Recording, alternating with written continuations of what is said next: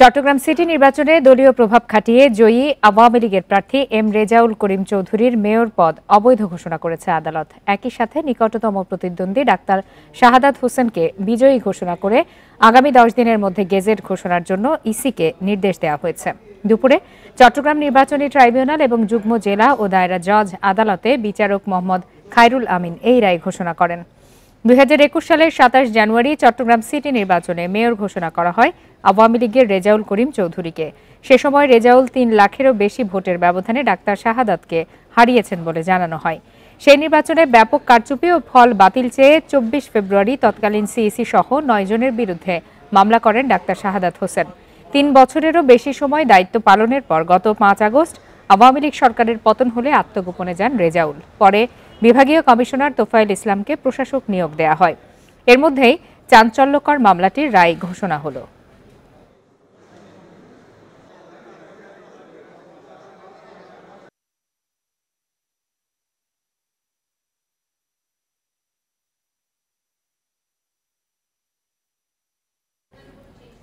সুনামগঞ্জের ধর্মপাশায় আশ্রয়ণ প্রকল্পের ঘরে আগুনে বাবা, মা ও 4 সন্তান সহ একই পরিবারের 6 জনের মৃত্যু হয়েছে। সোমবার রাতে জয়শ্রী ইউনিয়নের শিমের খাল আশ্রয়ণ প্রকল্পের এই ঘটনা ঘটে। ঘটনাটিকে পরিকল্পিত বলে দাবি করেছেন নিহতের স্বজনরা। ঘটনার তদন্তে নেমেছে সিলেট পিবিআইয়ের একটি দল। প্রায় 4 বছর আগে পরিবারের সদস্যদের নিয়ে জয়শ্রী ইউনিয়নের শিমের খাল আশ্রয়ণ প্রকল্পে আসেন ভূমিহীন মোহাম্মদ এমারুল। মাছ ধরে জীবিকা নির্বাহ করতেন তিনি। সোমবার রাতে হঠাৎ তাদের ঘরে ধোঁয়া দেখতে পেয়ে এগিয়ে আসেন প্রতিবেশীরা।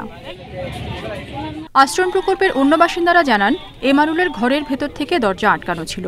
পরিবারটিকে আগুন থেকে বাঁচাতে ঘরের দরজা ভাঙার চেষ্টা করেন তারা। আগুন সারি টিনে উপরে ধরে নাই, ভিতরে জ্বলতেছে।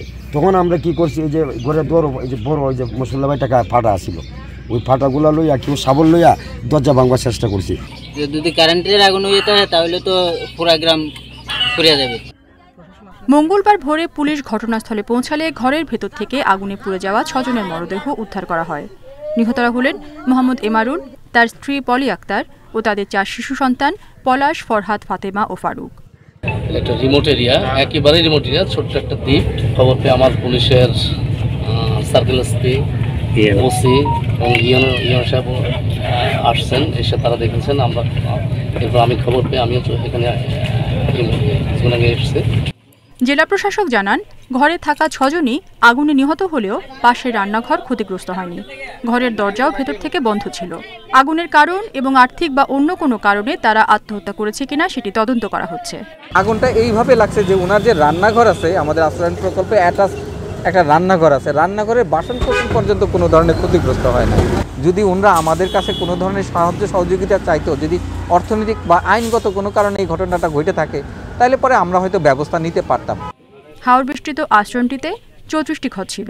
আগুনের হতাহতের ঘটনা তদন্ত করছে Sylhet PBI. Independent News. Abu Sayed হত্যায় জড়িত থাকার অভিযোগ উঠেছে রংপুরের বেগম রোকেয়া বিশ্ববিদ্যালয়ের এক শিক্ষক সহ 2 জনের বিরুদ্ধে। এ ঘটনায় মামলা হয়েছে, গঠন করা হয়েছে তদন্ত কমিটি। একান্ত সাক্ষাৎকারে এমনটাই জানিয়েছেন উপাচার্য অধ্যাপক ডক্টর শওকত আলী। বেগম রোকেয়া বিশ্ববিদ্যালয়ের শিক্ষার্থী আবু সাইদ হত্যার ঘটনায় গণিত বিভাগের সহযোগী অধ্যাপক মশিউর রহমান ও প্রক্টর অফিসের কর্মকর্তা রাফিউল হাসান রাসেলের বিরুদ্ধে জড়িত থাকার অভিযোগ উঠেছে। ইন্ডিপেন্ডেন্ট টেলিভিশনে দেওয়া সাক্ষাৎকারে বিশ্ববিদ্যালয়ের উপাচার্য অধ্যাপক ডক্টর শওকত আলী জানান, তাদের নামে হত্যা মামলা হয়েছে। একজন শিক্ষক আসে না ক্লাসে, যারা অফিসার আমাদের আসেন না, তাদের ব্যবস্থা অলরেডি আমরা আলোচনা করেছি, তাদের বিরুদ্ধে আমরা শোকজ করব। সে দপ্তরকে বলা হয়েছে, আপনারা কে কে আসে না এটা আমাকে লিস্ট দেন। শিক্ষক কর্মকর্তা জড়িত প্রশ্নে তদন্ত কমিটি করেছে বিশ্ববিদ্যালয় কর্তৃপক্ষ। উপাচার্য বলেন, প্রমাণ পেলে দোষীদের বিরুদ্ধে ব্যবস্থা নেওয়া হবে। প্রশাসনের পক্ষ থেকে আইনানুগ ব্যবস্থা নেব। ডিপার্টমেন্টকে আমি বলে দিয়েছি, দপ্তরকে বলে দিয়েছি, আপনারা আপনাদের ডিপার্টমেন্টের মতামত জানান, আমরা সেই অনুযায়ী ব্যবস্থা নেব। কারণ আমি ভিসি হিসেবে স্বয়ং ডিপার্টমেন্টের নিতে পারি। তারা ওখান থেকে আমার কয়েকজনের সাথে কথা বলেছি, তারাও আমার সাথে কথা বলছে। আমি বললাম, ঠিক আছে, আপনার ডিপার্টমেন্টের প্রচলিত নিয়মের মাধ্যমে আমার কাছে পাঠান, আমরা প্রশাসনিক অ্যাকশন নেব। 16 জুলাই রংপুরে বৈষম্য বিরোধী ছাত্র আন্দোলনে পুলিশের গুলিতে নিহত হন বেগম রোকেয়া বিশ্ববিদ্যালয়ের শিক্ষার্থী আবু সাইদ। Independent news. সংবাদের শুরুতেই যেমনটি জানিয়েছি, ৩ বছর আগে অনুষ্ঠিত চট্টগ্রাম সিটি নির্বাচনে বিএনপির প্রার্থী ডাক্তার শাহাদাত হোসেনকে বিজয়ী ঘোষণা করে রায় দিয়েছে আদালত। এ বিষয়ে আরও বিস্তারিত জানাতে এই মুহূর্তে আমাদের সঙ্গে যোগ দিয়েছেন চট্টগ্রাম জেলা আইনজীবী সমিতির সভাপতি নাজিম উদ্দিন। জনাব নাজিম উদ্দিন, আপনাকে স্বাগত জানাচ্ছি ইন্ডিপেন্ডেন্ট টেলিভিশনে। আপনার কাছে শুরুতেই জানতে চাই যে এটি একটি চাঞ্চল্যকর মামলা ছিল এবং রায় ঘোষণা করা হয়েছে এবং জনাব শাহাদতকে আগামী 10 দিনের মধ্যে এ বিষয়ে প্রজ্ঞাপনও জারি করতে বলা হয়েছে। আপনি আমাদেরকে এই বিষয়ে একটু বিস্তারিত জানাবেন। জি ধন্যবাদ। আমি আপনারা জানেন বিগত 3.5 বছর আগে এই মামলাটা করা হয়েছিল। চট্টগ্রাম সিটি কর্পোরেশনের নির্বাচনের ফলাফল বা বিজয়ীকে চ্যালেঞ্জ করে প্রার্থী ছিলেন ডাক্তার শাহাদাত হোসেন। তিনি একটি নির্বাচন ট্রাইব্যুনালে মামলাটা করেছিলেন। 3.5 বছর বিভিন্ন কারণে কালক্ষেপণ হয়েছে, মামলাটা চূড়ান্ত পর্যায়ে যাওয়াটা বাধাগ্রস্ত হয়েছিল। বর্তমানে মামলাটা শুনানি হয়েছে এবং কাগজপত্র সবকিছু আমরা দালিলিকভাবে প্রমাণ বিজ্ঞ আদালতে দাখিল করেছি এবং আইনগত যে বিষয়গুলো, যে নির্বাচন বিধিমালাতে যে বিধানগুলো রয়েছে আমরা বিজ্ঞ আদালতকে তুলে ধরেছি। সেই তোলার প্রেক্ষিতে বিজ্ঞ আদালত, যেহেতু এখন বাংলাদেশে কোনো রাজনৈতিক সরকার ক্ষমতায় নেই, বৈষম্য বিরোধী ছাত্র আন্দোলনের ছাত্র জনতার আন্দোলনের ফসল হিসেবে 5ই আগস্টের পরে একটা অন্তর্বর্তীকালীন সরকার বাংলাদেশে চলমান আছে। আমরা এই অবস্থায় আমরা বিজ্ঞ আদালতে মামলাটা শুনানি করেছি। শুনানি করার পরে বিজ্ঞ আদালত কাগজপত্র দেখে আমাদের সাক্ষী প্রমাণ সবকিছু গ্রহণ করে বিজ্ঞ আদালত আজকে একটা ঐতিহাসিক রায় দিয়েছেন। আমার মনে হয় স্বাধীনের পর এই ধরনের একটা বড় নির্বাচনকে চ্যালেঞ্জ করে কেউ মামলা করে ফলাফল পেয়েছে বলে আমার জানা নেই। তবে এইটাই বোধহয় প্রথম যে বিজ্ঞ আদালত থেকে একটা নির্দেশনা দিয়েছিলেন। নির্দেশনাটার মধ্যে 4টা নির্দেশনা ছিল। একটা হচ্ছে যিনি বিজয়ী ঘোষণা করা হয়েছে তাকে অবৈধ ঘোষণা করা হয়েছে এবং তার যে গেজেটটা প্রকাশ করা হয়েছিল সেটাকে বাতিল করার জন্য নির্দেশনা ছিল। ডাক্তার শাহাদাত সাহেব যেহেতু ওই ফলাফলে তাকে নিকটতম দেখানো হয়েছিল, আইনের বিধান অনুযায়ী তাকে বিজয়ী ঘোষণা করে তাকে গেজেট প্রকাশের জন্য নির্বাচন কমিশনকে 10 কার্য দিবসে একটা নির্দেশনা দিয়েছেন আজকে। মোহাম্মদ নাজিমউদ্দিন, একটু জানতে চাই, বলা হয়েছে 10 দিনের মধ্যে প্রজ্ঞাপন জারি করতে হবে। এই প্রজ্ঞাপন জারি করা ছাড়া এই প্রক্রিয়ায় আর কোনো আইনগত বাধা আছে কিনা? না, একটা প্রশ্ন হয়তো অনেকে করছেন আজকে, যেহেতু অন্তর্বর্তীকালীন সরকার ক্ষমতায় আসার পরে বাংলাদেশের যারা বিগত নির্বাচনে যারা মেয়র বা উপজেলা চেয়ারম্যান নির্বাচন তাদেরকে পদ থেকে দায়িত্ব থেকে অপসারণ করা হয়েছিল, কিন্তু ডাক্তার শাহাদাত সাহেবের এই বিষয়টা কিন্তু ব্যতিক্রম।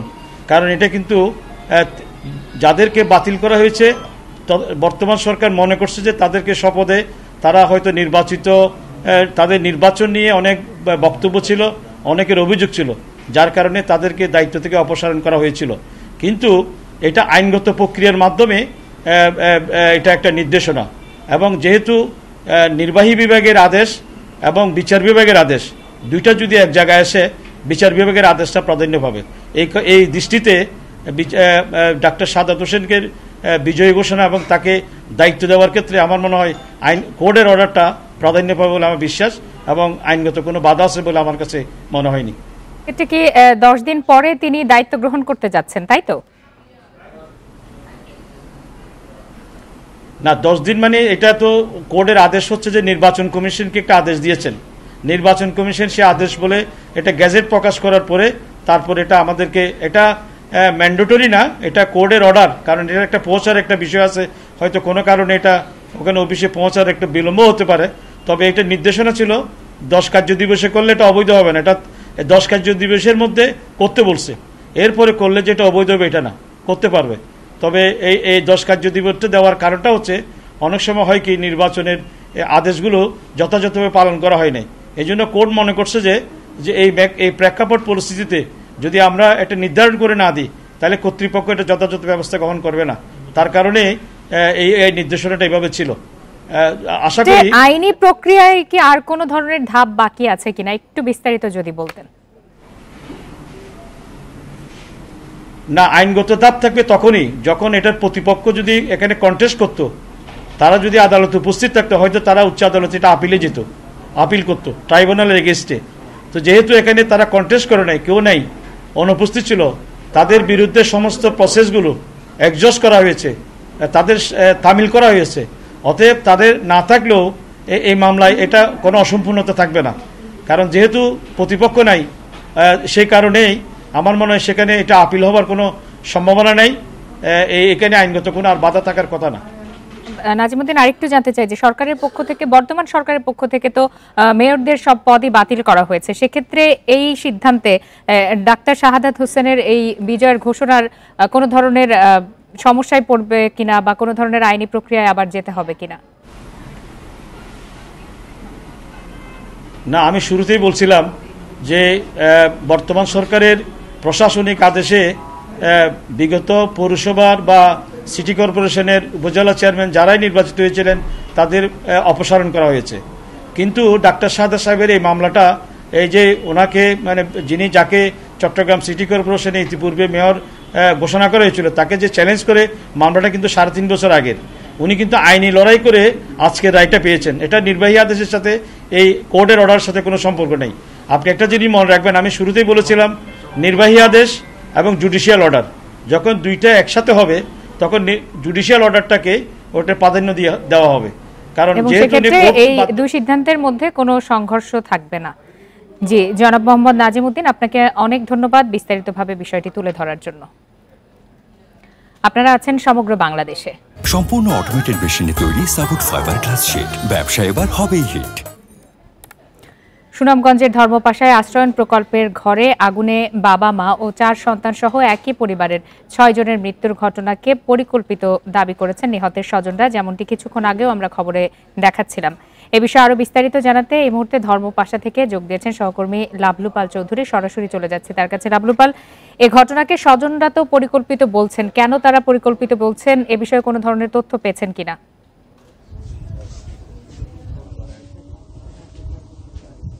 হ্যাঁ, আমি কিন্তু তাদের যে যারা স্বজন রয়েছে তাদের সাথে কিন্তু আমরা কথা বলেছি, এবং যে এখানকার যারা প্রতিবেশী আছেন তাদের সাথেও কিন্তু আমি কথা বলেছি। তারা বলছিলেন যে তাদের কিন্তু যে স্বামী স্ত্রীর মাঝে বনিবনা ছিল খুব ভালো, এবং গতকাল রাতে কিন্তু আসলে 10টার দিকে যে পরিবারটি মারা গেছে সেই পরিবারের পক্ষ থেকে কিন্তু তার শ্বশুর এবং শাশুড়ি এমারুলের তারা কিন্তু আসলে দাওয়াত করেও কিন্তু খাওয়া দাওয়া অনুষ্ঠানও কিন্তু আসলে হয়েছে। এরপরই যে ঘটনাটি ঘটেছে যে সেখানে কিন্তু আসলে যে আগুন লাগানোর পর ভেতরে ঠিকই দরজা লাগানো ছিল, যে কারণে অনেকেই সেটাকে আত্মহত্যা বলছেন। আবার কিন্তু তারা স্বজনরা বলছিলেন যে আসলে যে লাশগুলো যে আমরাও দেখেছি কিন্তু আসলে একের পর এক কিন্তু গাদাগাদি করে কিন্তু সেখানে 6টি লাশ কিন্তু আসলে ছিল।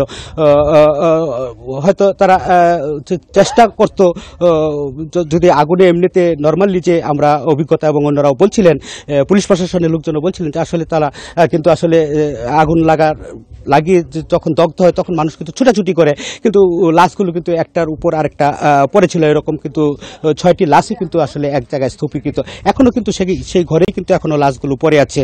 আমরা জানতে পেরেছি যে সিআইডি এবং পিবিআই এর দল কিন্তু সিলেট থেকে রওনা দিয়ে সুনামগঞ্জের কাছাকাছি পর্যন্ত এসেছে। এখানে আসতে আরও হয়তো 3 থেকে 4 ঘন্টা সময় লাগবে। তারপর তারা এখানে আসার পরে কিন্তু লাশগুলো উদ্ধার করা হবে। আমরা যখন পুলিশ প্রশাসনের সাথে কথা বলি তারাও কিন্তু বলছিলেন যে আসলে এটি একটি এই যে রহস্যজনক যে এই মৃত্যুর ঘটনা ঘটেছে সেটি কিন্তু আসলে তারা সব দিক মাথায় রেখে, এটি কি হত্যাকাণ্ড, পরিকল্পিত কোনো হত্যাকাণ্ড নাকি তার আত্মহত্যা, এসব বিষয় কিন্তু তারা সব দিক মাথায় রেখে কিন্তু তারা আসলে তদন্ত করছে। এবং এলাকাবাসীও কিন্তু আসলে বলছিলেন যে এমারুল কিন্তু আসলে তিনি কিন্তু আসলে যে জেলে হিসাবে পরিচিত ছিলেন, তিনি মাছ ধরে কিন্তু বিক্রি করতেন এবং শুকনো মৌসুমে তিনি কৃষি শ্রমিকের কাজ করতেন। এছাড়াও বাড়িতে একটি ছোট একটি দোকান ছিল। তার আর্থিক অবস্থা কিন্তু আসলে তাদের অনুপাতে কিন্তু আসলে মোটামুটি ভালো ছিল, যে কারণেই যে পরিবারের ভেতরেও যেহেতু তেমন তারা দ্বন্দ্বের বিষয় তারা জানতেন না, এলাকাও সে ভালো মানুষ হিসেবে পরিচিত, সেই কারণেই কিন্তু আসলে সেই মৃত্যু নিয়ে আরো রহস্য কিন্তু আসলে জটিল হচ্ছে। এবং প্রশাসন পরবর্তীতে নিশ্চয়ই তদন্তের মাধ্যমে এই রহস্যের সুরাহা হবে। আপনি তথ্য সংগ্রহ করতে থাকুন। ধর্মপাশা থেকে জানাচ্ছিলেন সহকর্মী লাবলু পাল চৌধুরী। বকেয়া বেতনের দাবিতে ঢাকা ময়মনসিংহ নবীনগর চন্দ্রা মহাসড়ক অবরোধ করে বিক্ষোভ করছেন শ্রমিকরা। এদিকে অবরোধের ফলে ঢাকা আরিচা ও ঢাকা ময়মনসিংহ মহাসড়কে আটকা পড়েছে শত শত যানবাহন। গাজীপুরের ভোগড়া বাইপাস এলাকায় ৩ মাসের বকেয়া বেতনের দাবিতে ঢাকা ময়মনসিংহ মহাসড়ক অবরোধ করে বিক্ষোভ করছেন অ্যাপারেলস প্লাস কারখানার শ্রমিকরা।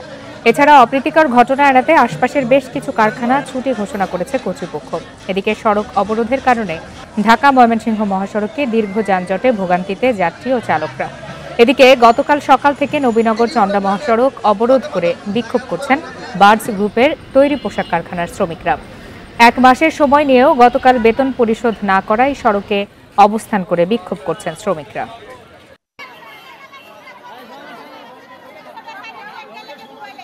না ওটা ভুল বোঝানো হয়েছে।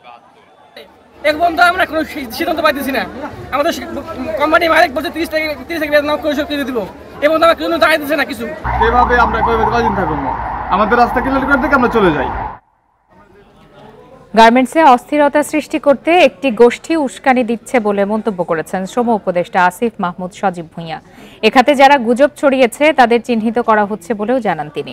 দুপুরে সচিবালয়ে আইন শৃঙ্খলা সংক্রান্ত উপদেষ্টা কমিটির সভা শেষে সাংবাদিকদের শ্রম উপদেষ্টা এসব কথা জানান। উপদেষ্টা বলেন, গার্মেন্টস কারখানার নিরাপত্তা নিশ্চিত করতে আইন শৃঙ্খলা বাহিনী দীর্ঘদিন ধরে ধৈর্যের পরিচয় দিয়ে কাজ করে যাচ্ছিল। সাভারে একজন শ্রমিক নিহত হয়েছে। এই ঘটনায় শ্রমিকদের ভেতর থেকে প্রথম কেউ একজন গুলি ছুঁড়েছিল। এরপর পরিস্থিতি সহিংস হয়ে ওঠে এবং গুজব ছড়িয়ে আইনশৃঙ্খলা বাহিনী ও শ্রমিকদের মুখোমুখি অবস্থায় দাঁড় করানো হয়েছে বলে দাবি করেন শ্রম উপদেষ্টা। পুলিশও গুলি ছুঁড়তে বাধ্য হয়েছে উল্লেখ করে উপদেষ্টা বলেন, নিহত শ্রমিককে দেয়া হয়েছে 13 লাখ টাকা ক্ষতিপূরণ। বলেন, যেসব মালিক বেতন দিচ্ছে না তাদের আইনের আওতায় এনে বকেয়া বেতন দেওয়ার ব্যবস্থা নেওয়া হবে। গুলি করে পরিস্থিতিটাকে উস্কে দেওয়া হয়েছে। ফলশ্রুতি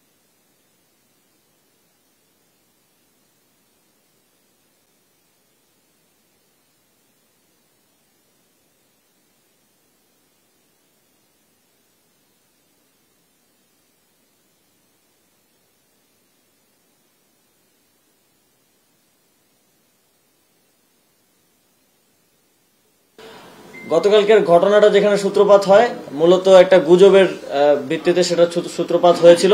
প্রথম গুলিটা শ্রমিকদের ভেতরে থেকে দুষ্কৃতিকারীরা ছুড়েছিল এবং সেখান থেকেই মূলত গোলাগুলির সূত্রপাত হয় এবং সেখানে দুঃখজনকভাবে আমাদের একজন শ্রমিক নিহত হন। এ বিষয়ে আরো বিস্তারিত জানাতে এই মুহূর্তে গাজীপুর থেকে যোগ দিয়েছেন সহকর্মী আবুল হাসান। আবুল হাসান, কোনোভাবেই যেন এই তৈরি পোশাক খাতের অস্থিরতা থামানো যাচ্ছে না। আজও তো ঢাকা ময়মনসিংহ মহাসড়ক অবরোধ করে বিক্ষোভ করছেন শ্রমিকরা। কি অবস্থা সেখানকার, যানজটের কি পরিস্থিতি, আর সার্বিক পরিস্থিতি স্বাভাবিক হতে কত সময় লাগতে পারে?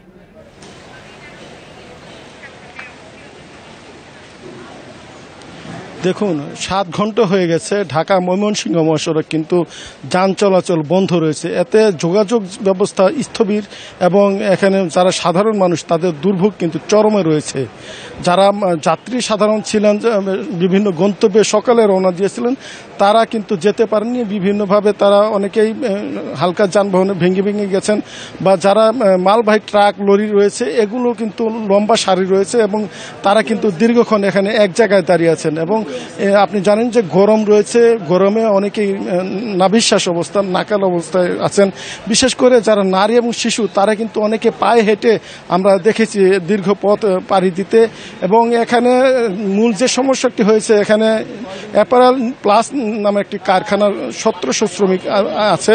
তাদের দাবি হচ্ছে যে এখানে 3 মাসের বকেয়া বেতন তারা পান, এবং সাধারণ শ্রমিক যারা আছেন তাদের 1 মাসের, এবং স্টাফ যারা আছেন তাদের 3 মাসের বেতন বকেয়া রয়েছে। এই দাবি, যারা বেতনের দাবিতেই মূলত আজকে তারা সড়কে নেমে এসেছেন এবং তারা আন্দোলন চালিয়ে যাচ্ছেন। এবং শ্রমিকদের সঙ্গে আমি কথা বলছিলাম, তারা যেটি বলছেন যে 3 মাসের বকেয়া বেতন থাকায় তাদের মানবতর জীবনযাপন করতে তারা বাধ্য হচ্ছেন। ফলে তাদের দাবি যৌক্তিক। আবুল হাসান, একটু জানতে চাই, 7 ঘন্টার মতো হয়ে গেছে ঢাকা ময়মনসিংহের মতো মহাসড়ক অবরুদ্ধ অবস্থায় রয়েছে। সেক্ষেত্রে স্থানীয় প্রশাসন বা আইন শৃঙ্খলা বাহিনীর কারো পক্ষ থেকে কি শ্রমিকদেরকে সরিয়ে নিতে কোনো ধরনের উদ্যোগ নেওয়া হয়েছে?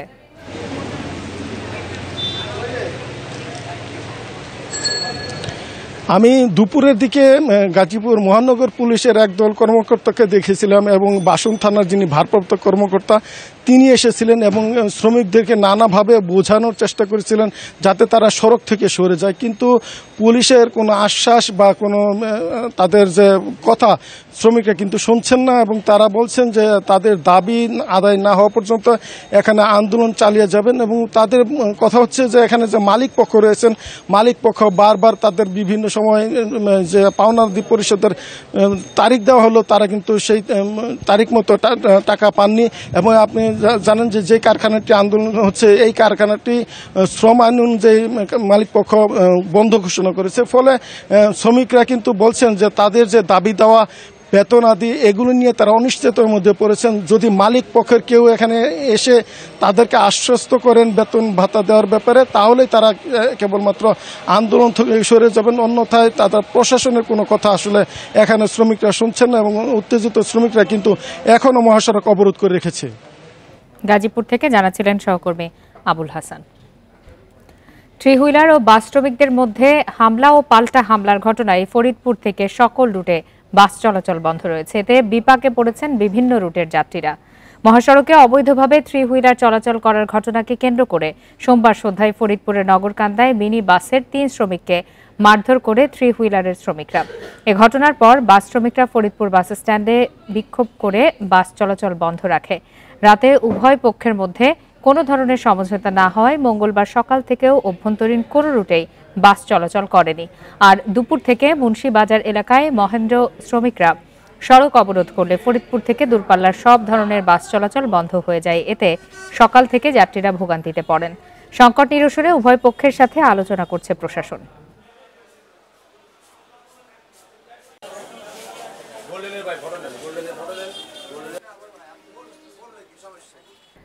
সরকারি নির্দেশনা অনুযায়ী আজ থেকে সারা দেশের সুপার শপে পলিথিন ব্যবহার নিষিদ্ধ রয়েছে। বিকল্প হিসাবে পাট, টিস্যু, মোটা কাগজ ও কাপড়ের তৈরি ব্যাগ ব্যবহার শুরু হয়েছে। ক্রেতারা বলছেন শুধু সুপার শপ নয়, বাজার সহ সব দোকানে পলিথিন নিষিদ্ধ করতে হবে। 2002 সালে পলিথিন নিষিদ্ধ ঘোষণা হলেও 22 বছরে তা বাস্তবায়ন হয়নি। 5 আগস্ট অন্তর্বর্তী সরকার ক্ষমতা নেয়ার পর পরিবেশ মন্ত্রণালয়ের উপদেষ্টা সৈয়দা রেজওয়ানা হাসান পলিথিনের ব্যবহার বন্ধে পদক্ষেপ নেন। 1 অক্টোবর থেকে সারা দেশে সুপার শপে পলিথিন ব্যবহারে নিষিদ্ধ করা হয়। পলিথিন ব্যাগ ব্যবহার বন্ধে নির্দেশনা অনুযায়ী চট্টগ্রামের সুপার শপগুলোতেও পলিথিনের বিকল্প ব্যাগ ব্যবহার শুরু হয়েছে। বিকল্প হিসেবে কাগজ ও পরিবেশ বান্ধব ব্যাগ ব্যবহারের উদ্যোগ নেওয়া হয়েছে। ক্রেতাদের কাপড়ের ব্যাগ ব্যবহারে উৎসাহিত করা হচ্ছে। চিটাগংয়েও আমরা দেখি আজকে থেকে তো রিফ্লেকশন শুরু হচ্ছে, দেখা যাক, আমরা আশা করতেছি সবখানে পলিথিনের ব্যবহার উঠে যাবে, ওটা দেশের জন্য ভালোই হবে। সরকারি নির্দেশনা মেনে বরিশালের 8টি শোরুমে পলিথিন ব্যাগ ব্যবহার বন্ধ করা হয়েছে। জনগণকে সচেতন করতে মাইকিংও করা হয়েছে সুপার শপগুলোতে। এদিকে রাজশাহীতে পরিবেশ দূষণকারী পলি ব্যাগের বিরুদ্ধে সরকারের সিদ্ধান্ত বাস্তবায়নে ব্যবস্থা নেওয়া হয়েছে। পলি আর নেট ব্যাগটা ইউজ করতাম, লাইফস্টাইল ব্যাগটা ইউজ করতাম, এটা বন্ধ করে দিছে। এখন পাটের ব্যাগটা ইউজ করা দরকার বলছে, এটাই করবো আমরা। টিম ওয়ার্কের মাধ্যমে এটা সুপার শপগুলো মনিটরিং শুরু হবে এবং যেখানে যে ধরনের অ্যানোমালি পাওয়া যাবে বা সুপার শপ সহ অন্যান্য জায়গায় যে পলিথিনগুলো পাওয়া যাবে তার বিরুদ্ধে আইনানুগ যে ব্যবস্থা, বিশেষ করে মোবাইল পরিচালনা সহ অন্যান্য যে কার্যকরী আইনানুগ ব্যবস্থা আছে সেগুলো আমরা গ্রহণ করেছি। সিলেট ও খুলনা সুপার শপগুলোতেও বন্ধ রয়েছে পলিথিনের ব্যবহার। বিকল্প হিসেবে পাট ও কাপড়ের ব্যাগ ব্যবহার করা হচ্ছে। তবে মুদি দোকানে চলছে পলিথিনের ব্যবহার। পলিথিন যদি ব্যবহার না হয়, সবাই যদি এগুলা ব্যবহার না করে, এটা দেশের জন্য অত্যন্ত মঙ্গলজনক। পলিথিনের কারণে অনেক জায়গায় অনেক সমস্যা হয়। বগুড়ায় বিভিন্ন সুপার শপে টিস্যু, মোটা কাগজ ও কাপড়ের তৈরি ব্যাগ ব্যবহার শুরু হয়েছে। প্রশাসন বলছে গেল বছরের শুরু থেকে এখন পর্যন্ত 12টি অভিযান পরিচালনা করে 2,18,000 টাকা জরিমানা ও 28 টন পলিথিন জব্দ করা হয়েছে। তানজিল হাসনাত, ইন্ডিপেন্ডেন্ট নিউজ। এ বিষয়ে আরো বিস্তারিত জানাতে এই মুহূর্তে সিলেট থেকে যোগ দিয়েছেন সহকর্মী রানা মজুমদার। রানা মজুমদার, আজ থেকে তো সুপার শপগুলোতে প্রথম দিন ছিল যে পলিথিন ব্যবহার করা যাবে না, সেক্ষেত্রে সবগুলো সুপার শপ ঘুরে কি চিত্র দেখেছেন এবং যারা ভোক্তা আছেন তারা কি বলছেন?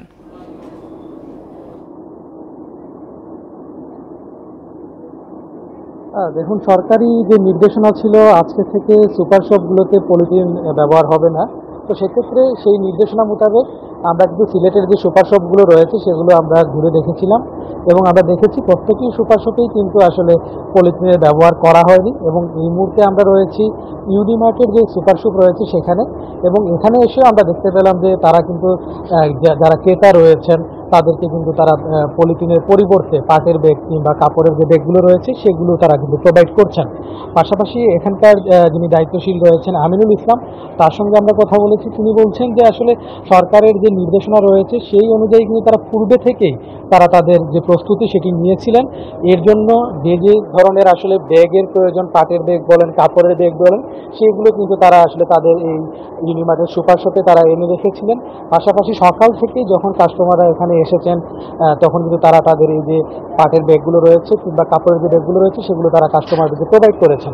এবং তারা জানিয়েছেন যে এখন এই মুহূর্তে তাদের কাছে যেই ব্যাগটি রয়েছে সেই এক ধরনের ব্যাগের দাম মূল্য রাখা হয়েছে এখন 29 টাকা করে। পাশাপাশি কাপড়ের কিছু ব্যাগ রয়েছে, পাশাপাশি পাটের কিছু ব্যাগ রয়েছে, এবং তারা বলছেন যে পরবর্তীতে এই যে ব্যাগের যে ভেরিয়েশন সেটিতে কিন্তু আরও কিছু ভেরিয়েশন নিয়ে আসা হবে। পাশাপাশি আমরা কথা বলেছিলাম যারা ক্রেতা সাধারণ রয়েছেন, তারা বলছেন যে আসলে দীর্ঘদিন পর এই যে আসলে পলিথিনের পরিবর্তে কাপড়ের ব্যাগ কিংবা পাটের ব্যাগের যে ব্যবহার, সেক্ষেত্রে তারা জানতে চাই তরল বা যেগুলো ভেজা জাতীয় পণ্য যেরকম মাছ মাংস এই ধরনের পণ্য আসলে কি ধরনের ব্যাগে নেওয়া হচ্ছে?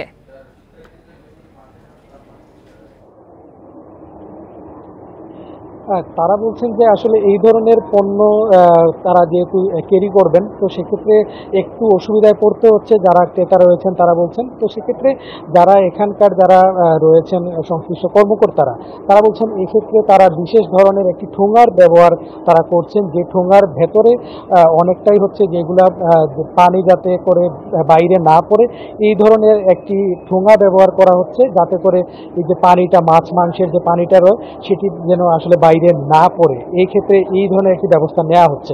পাশাপাশি যারা ক্রেতা রয়েছেন তাদের সঙ্গে আমরা কথা বলেছিলাম, তারা বলছেন যে এই পুরো ব্যাপারটি নিয়ে একটু সময় লাগছে তাদের ইউজ টু হতে, তবে যত দিন যাবে তত কিন্তু তারা ইউজ টু হতে পারবেন। পাশাপাশি এই পদক্ষেপটিকে তারা সাধুবাদ জানিয়েছেন। তবে যারা পরিবেশবাদী রয়েছেন তাদের সঙ্গে আমরা কথা বলেছিলাম, তারা যে বিষয়টি বলছেন যে এই বিষয়টি সম্পূর্ণরূপে একটি তদারকি করা প্রয়োজন, প্রশাসন যেন প্রত্যেকটা ভালো পলিথিনের বিকল্প প্রয়োজন। জি রানা মজুমদার, আপনাকে অনেক ধন্যবাদ। সারা দেশে এক দফা দাবিতে 3 ঘন্টা কর্মবিরতি পালন করেছেন নার্সরা। দেশের সব হাসপাতালের নার্সরা সকাল 9টা থেকে দুপুর 12টা পর্যন্ত এই কর্মসূচি পালন করেন। নার্সিং ও মিড ওয়াইফারি কাউন্সিলের প্রশাসন ক্যাডারদের প্রত্যাহার করে যোগ্য ও অভিজ্ঞ নার্সদের পদায়নের দাবিতে কর্মবিরতি পালন করেছেন বরিশাল শের-ই বাংলা মেডিকেলের নার্সরা।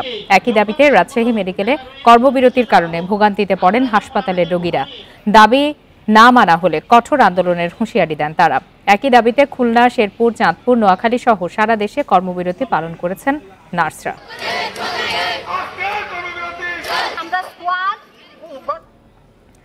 শেরপুর জেলা কারাগার থেকে পলাতক আরও 2 আসামি জুয়েল ও সোহাগকে গ্রেপ্তার করেছে র্যাব। ভোরে আলাদা অভিযান চালিয়ে তাদের গ্রেপ্তার করা হয়। র্যাব জানায় 5 আগস্ট বিকালে শেরপুর জেলা কারাগারে কয়েক হাজার দুষ্কৃতিকারী আক্রমণ করে প্রায় 5 শতাধিক কয়েদিকে পালিয়ে যেতে সহায়তা করে। এ সময় জুয়েল ও সোহাগ পালিয়ে যায়। ভোরে শেরপুর সদরের চৈতনখিলা এলাকায় অভিযান চালিয়ে জুয়েলকে ও পাশের গনই মমিনাকান্দা এলাকা থেকে সোহাগকে গ্রেপ্তার করা হয়। পরে তাদের শেরপুর সদর থানা পুলিশের কাছে হস্তান্তর করা হয়।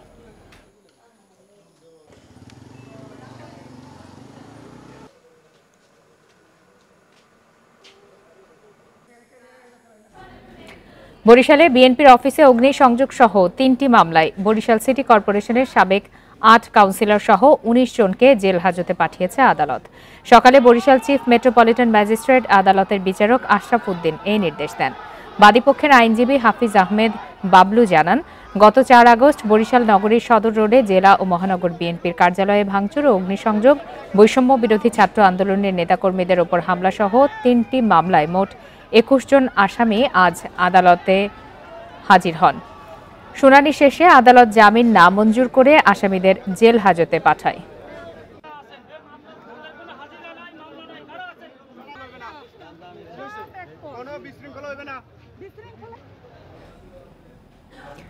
নদীর পানি কমায় দেশের উত্তরাঞ্চলের বন্যা অনেকটাই প্রশমিত হয়েছে। তিস্তা নদী কাউনিয়া পয়েন্টে বিপদসীমার 33 সেন্টিমিটার ও ডালিয়া পয়েন্টে 53 সেন্টিমিটার নিচ দিয়ে প্রবাহিত হচ্ছে। তবে পানি কমার সাথে বেড়েছে তিস্তা নদীর ভাঙন। নদী তীরবর্তী বসতঘর সহ বিভিন্ন স্থাপনা হুমকির মুখে পড়েছে। উজানের ঢল ও বৃষ্টি থামায় রংপুর অঞ্চলে বন্যা কবলিত 4 জেলাতেই পানি নেমে যাচ্ছে। এসব এলাকায় দেখা দিয়েছে পানিবাহিত রোগের প্রকোপ। এদিকে তিস্তা নদীর ভাঙনের কবলে পড়েছে রংপুরের গঙ্গাচড়ার অন্তত 4টি গ্রাম। কাউনিয়া উপজেলার গদাই গ্রামেও ভাঙন দেখা দিয়েছে। সাম্প্রতিক বন্যার কারণে সবজি ও ধান ক্ষেতের ক্ষতির পরপরই নদী ভাঙনের কবলে পড়ে আতঙ্কে দিশেহারা এলাকার মানুষ। আপাতত বৃষ্টি নাই, পানি কমে যাচ্ছে, কিন্তু আমাদের তো দুর্ভোগ বাড়তেছে। পানি কমার সঙ্গে সঙ্গে তো ভাঙন শুরু হয়ে যায়। গত 3 দিনে কুড়িগ্রামের রাজাহাট, উলিপুর ও চিলমারী উপজেলার অন্তত 10টি পয়েন্টে তিস্তার ভাঙনে অর্ধশত পরিবার গৃহহীন হয়ে পড়েছে। বিলীন হয়েছে ফসলি জমি। ভাঙনে সর্বস্ব হারানো ঝুঁকিতে আরো 2 শতাধিক পরিবার।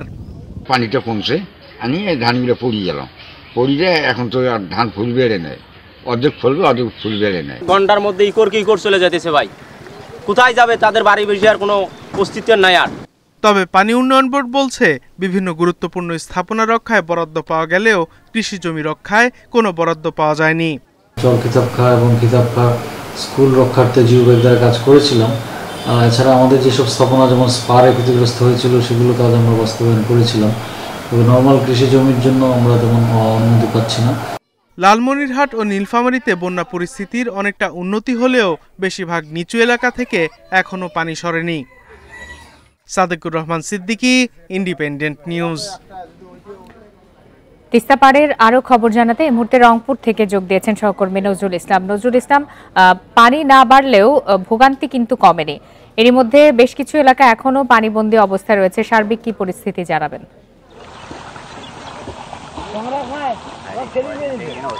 দেখুন, রংপুরে কিন্তু তিস্তায় যে ভয়াবহ ভাঙন, এর আগে আমি যদি একটু বলে রাখি যে অতিবৃষ্টির ফলে কিন্তু আমরা দেখেছি যে রংপুরের কিন্তু কয়েকটি এলাকায় এখনও কিন্তু পানিবন্দী হয়ে পড়ে আছে এবং জলাবদ্ধতায় সেটি আমরা যেটি তথ্য অনুযায়ী 10,000 উপরে কিন্তু মানুষ পানিবন্দী রয়েছে। আপনি নিশ্চয়ই দেখছেন যে আমি যে স্থানে দাঁড়িয়ে আছি এটি কিন্তু শঙ্করদহ একটি গ্রাম। এই গ্রামে কিন্তু আমি সকালে যখন এসেছিলাম তখন দেখেছি কিন্তু এই ভাঙনটি এখন থেকে 500 মিটার দূরে ছিল, সেটি কিন্তু আস্তে আস্তে চলে আসছে একদম রাস্তায়। এখানে কয়েকটি বাড়ি ছিল, এই বাড়িগুলো কিন্তু ইতিমধ্যে কিন্তু তা উঠে নিয়ে গেছে এবং সেটি রাস্তার উপরে এখন সে বসবাস করছে, তারা আশ্রয় নিয়েছে। এখানকার যারা লোক রয়েছেন তারা বলছেন যে এই তিস্তা মহাপরিকল্পনা বাস্তবায়ন না হওয়া পর্যন্ত এই তিস্তার যে ভয়াবহ ভাঙন এবং এই ভয়াবহ যে দুর্ভোগ এটি কিন্তু তাদের সব সময় থেকে থাকে।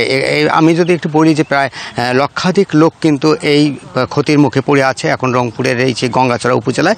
আপনি যদি জানেন যে রংপুরের 3টি উপজেলায় কিন্তু এখন এই ভাঙনে কবলিত পড়ছে, অর্থাৎ রংপুরের কাউনিয়া, রংপুরের গঙ্গাছড়া, রংপুরের পীরগাছা উপজেলায় কিন্তু আমরা সকাল থেকে কিন্তু প্রত্যেকটা ইউনিয়নের খবর নিয়েছি। সেখানে দেখেছি যে প্রতিটি প্রায় 20টি পয়েন্টে কিন্তু এরকম ভাঙন দেখা দিয়েছে। তার থেকে সব থেকে কিন্তু বড় ভাঙন সেটি হচ্ছে এই যে শঙ্করদহ এই গ্রামটি। আমরা এই রাস্তাটি কিন্তু এখান থেকে অর্থাৎ 800 মিটার দূরে কিন্তু তিস্তা সেই সেতুটি সে থেকে কিন্তু ভাঙন সৃষ্টি হয়েছে, অথচ এই ব্রিজ থেকে কিন্তু 4 কিলোমিটার দূরে ছিল এই রাস্তাটি, সেটি কিন্তু ভেঙে যেতে যেতে কিন্তু একদম পুরো রাস্তা পর্যন্ত চলে গেছে। বাজার আপনি নিশ্চয়ই দেখছেন নষ্ট হয়ে গেছে কিন্তু ফসলের যে জমি, এখন আপনি জানেন যে রবি শস্যের সময়, সেটি কিন্তু আস্তে আস্তে রবি শস্যগুলো কিন্তু নষ্ট হয়ে গেছে। ধান যা ছিল তাও কিন্তু নষ্ট হয়ে গেছে। এখানকার লোকের তথ্য অনুযায়ী তারা বলছেন যে প্রায় 250 হেক্টর জমিতে ধান ছিল, সেটি কিন্তু এখন পানির নিচে এখন পড়ে আছে। এই পানি অর্থাৎ এই ধানগুলো কিন্তু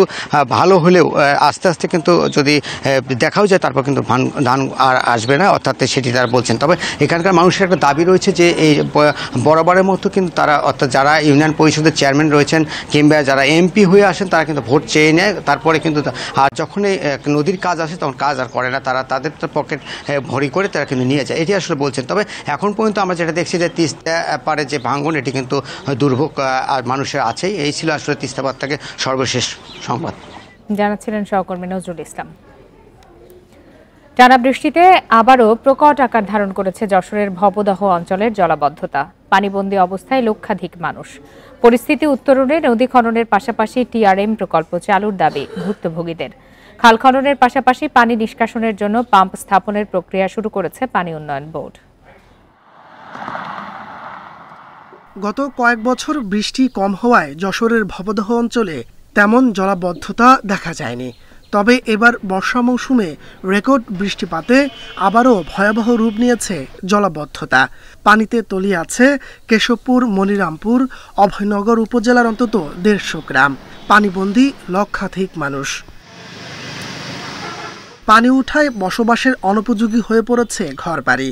ব্যাহত হচ্ছে স্বাভাবিক কাজকর্ম। নদী খালবিল ভরাট হয়ে যাওয়ায় পানি নামার তেমন সুযোগও নেই। এতে ভোগান্তি দীর্ঘস্থায়ী হওয়ার আশঙ্কা দেখা দিয়েছে। ঘরেও পানি, বারান্দায়ও পানি, মানুষের এই অবস্থায় জীবনযাপন করা খুবই কঠিন। রাস্তার পারে দিন কাটাচ্ছে, কেউ জানে ডাঙ্গা সেদিনে চলে যাচ্ছে। নাগরিক সংগঠনগুলো বলছে বিগত সরকারগুলোর সময়ে ভবদহ নিয়ে সঠিক পদক্ষেপ না নেয়ায় 3 দশকের স্থায়ী এই সমস্যার সমাধান হয়নি আজও। বিগত সরকারের আমলে স্থানীয় প্রতিমন্ত্রী তাদের সমন্বয়ে যে সিন্ডিকেট, সেই সিন্ডিকেট লুটপাটের স্বার্থে জোয়ারাধার প্রকল্প বানচাল করার ষড়যন্ত্রে লিপ্ত ছিল। আলমডাঙ্গা খাল খননের পাশাপাশি পানি নিষ্কাশনের জন্য অতিরিক্ত আরও 7টি পাম্প স্থাপনের প্রক্রিয়া শুরুর কথা জানিয়েছে পানি উন্নয়ন বোর্ড। 3.34 কিলোমিটার দৈর্ঘ্যে পাইলট আকারে পুনঃখনন কাজ চলমান আছে। জলাবদ্ধতা সমস্যাটাকে আগে একটা সহনীয় পর্যায়ে এনে তারপরে অবশ্যই জনগণ যেটা দাবি করে, জনগণের যেটা চাহিদা, তাদের চাহিদার আলোকেই আমরা স্থায়ী জলাবদ্ধতা সমাধানের ব্যবস্থা গ্রহণ করব। জলাবদ্ধতার কারণে বিস্তৃত ফসলি জমি ও হাজারের বেশি মাছের ঘের ভেসে গেছে। স্থগিত করা হয়েছে অর্ধশত স্কুল, কলেজ ও মাদ্রাসার শিক্ষা কার্যক্রম। Independent news. আপনারা আছেন সমগ্র বাংলাদেশে। স্টিকি অ্যাডিসিভ, জোড়া লাগায় সবকিছু। সিলেট নগরীতে অবৈধভাবে গড়ে উঠেছে 50টি সিএনজি অটোরিকশা স্ট্যান্ড। এসব স্ট্যান্ডের কারণে নগরীতে তৈরি হচ্ছে যানজট। এতে ভোগান্তি পোহাতে হচ্ছে নগরবাসীকে। 12 সেপ্টেম্বর সিএনজি অটোরিকশা পার্কিং নিয়ে কথা কাটাকাটির জেরে সিলেট সিটি সুপারমার্কেটের ব্যবসায়ীদের সঙ্গে সংঘর্ষ হয় অটোরিকশা চালকদের। আহত হন অন্তত 20 জন। ভাঙচুর করা হয় 10টি গাড়ি। বন্দরবাজার, চৌহাট্টা, আম্বরখানা সহ নগরীর অন্তত 50টি জায়গায় অবৈধ অটোরিকশার স্ট্যান্ড গড়ে উঠেছে।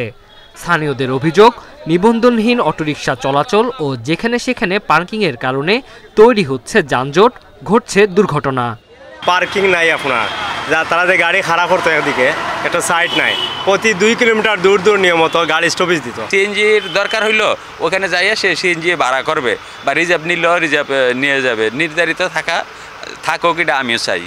জেলায় বৈধ সিএনজি অটোরিকশার সংখ্যা 19,000 আর নিবন্ধনহীন অটোরিকশা আছে 30,000-এর মতো। অরিজিনাল যে চালকগুলো আছে আপনার, তারা কিন্তু খুব বিভ্রান্তির মাঝে পড়ে। আপনার তার লাইসেন্স আছে, তার কাগজপত্র ঠিক আছে, আপ টু ডেট সব কিছু ঠিক আছে, কিন্তু অরিজিনাল যে ড্রাইভারগুলো এগুলো মামলা খায়। আমরা খুব ভুক্তভোগী হয়েছি। ইদানিং একটু ঝামেলা হয়েছে বন্দরবাজার এই বিভিন্ন পার্কিংয়ের কারণে। অবৈধ স্ট্যান্ড উচ্ছেদ ও নিবন্ধনহীন অটোরিকশার বিষয়ে আইনি ব্যবস্থা নেওয়ার কথা জানিয়েছে প্রশাসন। এন্ট্রি পয়েন্টগুলোতে এগুলো কঠোরভাবে নিয়ন্ত্রণ করা হবে এবং তাদেরকে কালার কোডেড ভিন্ন করে দেওয়া হচ্ছে। যেগুলো মেট্রো এলাকা চলবে তাদেরকে এক কালার থাকবে, আর যারা মেট্রো এলাকার বাইরে থাকবে তাহলে সহজে আইডেন্টিফাই করা যাবে যে কোন সিএনজিটা শহরের বাইরে থেকে এসেছে। এই অবৈধ যানবাহন, অবৈধ সিএনজি, ব্যাটারি চালিত রিক্সা এগুলি এই শহর থেকে যাতে না চলে সেজন্য আমরা অলরেডি সিটি কর্পোরেশনের মাধ্যমে প্রচার প্রচারণা চালিয়েছি। নগরীর পরিবহন খাতে শৃঙ্খলা ফেরাতে সিটি কর্পোরেশন, বিআরটিএ ও ট্রাফিক বিভাগের সমন্বিত উদ্যোগের প্রয়োজন দেখছেন সংশ্লিষ্টরা। Independent news. খুলনায় চলছে সনাতন ধর্মাবলম্বীদের সর্ববৃহৎ ধর্মীয় উৎসব দুর্গাপূজার প্রস্তুতি। মন্দির মণ্ডপে সাজ সাজ রব। শান্তিপূর্ণ পরিবেশে উৎসব সফল করতে কাজ করছে পূজা কমিটি ও স্থানীয় প্রশাসন। শরতের শুভ্র আকাশ দিচ্ছে দেবী দুর্গার আগমনী বার্তা। আগামী 2 অক্টোবর মহালয়ার মধ্য দিয়ে শুরু হবে দেবী পক্ষের। 8 অক্টোবর বোধনের মধ্য দিয়ে শুরু হবে দেবীর আরাধনা, চলবে 12 অক্টোবর পর্যন্ত। পূজা উপলক্ষে প্রস্তুতি চলছে মন্দিরগুলোতে, চলছে প্রতিমা তৈরি, সাজসজ্জা ও পরিষ্কার পরিচ্ছন্নতার কাজ। মাটির কাজ শেষ করে রঙের কাজ শুরু করছি, আর পূজার বেশ কয়েকদিন বাকি আছে। রঙের কাজ প্রায় মাঝামাঝি হয়ে গেছে আমাদের। রঙের কাজ চলতেছে, সবের আড়ম্বরের সমস্ত কাজবাজ চলতেছে, সব কিছু ভালোভাবেই হচ্ছে। পূজা উদযাপন পরিষদের নেতারা বলছেন, পূজায় দেশ ও জাতির মঙ্গল কামনায় প্রার্থনা করা হবে। এবার প্রাকৃতিক দুর্যোগের কারণে পূজায় আড়ম্বর কম হবে বলেও জানান তারা। দেশে ভয়াবহ বন্যাও একটা অবস্থা, ব্যবসা বাণিজ্য মানুষের নাই, এই সব কিছুর একটা অস্থিরতা নিয়ে উৎসবটা হয়তো সেইভাবে হবে না, কিন্তু মায়ের পূজাটা হবে। উৎসবকে ঘিরে আইন শৃঙ্খলা নিয়ন্ত্রণে সচেষ্ট রয়েছে প্রশাসন। প্রতিটি পূজা মণ্ডপ আনা হচ্ছে সিসি ক্যামেরার আওতায়। আমাদের নিরাপত্তা রক্ষার সাথে যারা সম্পৃক্ত তারা সবগুলোই নজরে রেখেছে এবং আমরা সর্বোচ্চ এটার প্রতি অগ্রাধিকার দিচ্ছি যাতে নিরাপত্তা নিশ্চিত রাখা হয়। খুলনা বিভাগে এবছর ৪,৮৪৪টি মন্দিরে দুর্গাপূজা অনুষ্ঠিত হবে, যা গত বছরের তুলনায় ৩২১টি কম। ইন্ডিপেন্ডেন্ট নিউজ। বরিশাল মহানগর এলাকায় ৯০ ভাগ পূজা মণ্ডপ গুরুত্বপূর্ণ হিসাবে ঘোষণা করেছে পুলিশ। এসব মণ্ডপ এলাকাতে ৩ স্তরে নিরাপত্তা দেয়া হবে। দুপুরে নিজ কার্যালয়ে দুর্গাপূজা উপলক্ষে আইন শৃঙ্খলা সংক্রান্ত সমন্বয় সভায় এসব কথা জানান বরিশাল মহানগর পুলিশের কমিশনার মোহাম্মদ শফিকুল ইসলাম। তিনি জানান, নগরীর ৮৭টি পূজা মণ্ডপের মধ্যে ৭৮টি মণ্ডপকে গুরুত্বপূর্ণ ও অধিক গুরুত্বপূর্ণ ঘোষণা করা হয়েছে। সভায় সুষ্ঠু ও সুন্দরভাবে দুর্গাপূজা সম্পন্ন করতে পূজা উদযাপন কমিটির নেতাদের সাথে আইন শৃঙ্খলা বাহিনীর আলোচনা হয়। উদযাপন কমিটিকে বলে দিয়েছি স্ট্রিক্টলি যে সিসি ক্যামেরার ব্যবস্থা থাকবে এবং ওনারা কথা দিয়েছেন যে হ্যাঁ সিসি ক্যামেরা তারা ব্যবস্থা করবেন এবং আমি আশা করি আমাদের সকল আইন শৃঙ্খলা বাহিনী তৎপর থাকবেন এবং আমরা এই বিষয়টা খুবই ভালোভাবে উতরিয়ে যাব। পাহাড়ে শান্তি, সম্প্রীতি ও সৌহার্দ্যের মধ্য দিয়ে সার্বজনীন শারদীয় দুর্গাপূজা উদযাপনের অনুরোধ জানিয়েছেন খাগড়াছড়ি রিজিয়নের কমান্ডার ব্রিগেডিয়ার জেনারেল শরীফ মোহাম্মদ আমান হাসান। সকালে সেনাবাহিনীর খাগড়াছড়ি রিজিয়নের পক্ষ থেকে বিভিন্ন পূজা উদযাপন কমিটিকে আর্থিক অনুদানকালে এসব কথা বলেন তিনি। এ সময় সনাতন ধর্মাবলম্বীদের প্রধান ধর্মীয় উৎসব শারদীয় দুর্গাপূজা উপলক্ষে ১৭টি মন্দিরে আর্থিক অনুদান দিয়েছে সেনাবাহিনী। এছাড়া হতদরিদ্রদের আর্থিক সহায়তা দেয়া হয়।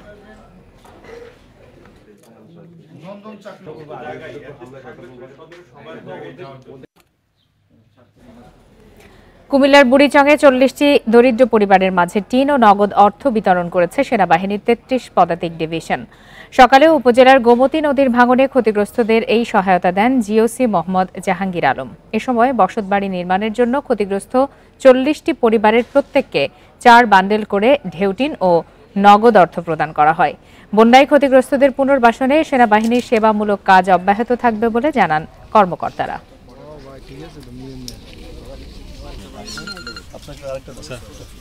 ঠিক আছে, আমরা আপনার যেহেতু একদম ভেঙে গেছে আমি ৮,০০০ টাকা করে দিলাম।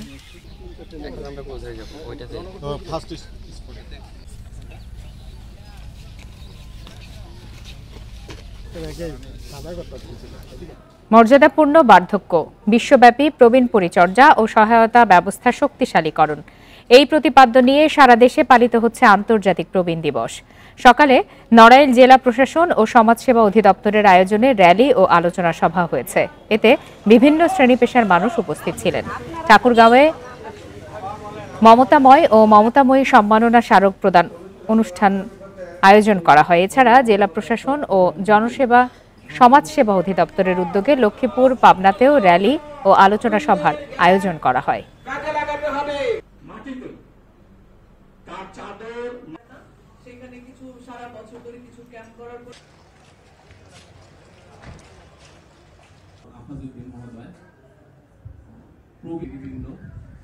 আমাদের কোমলমতি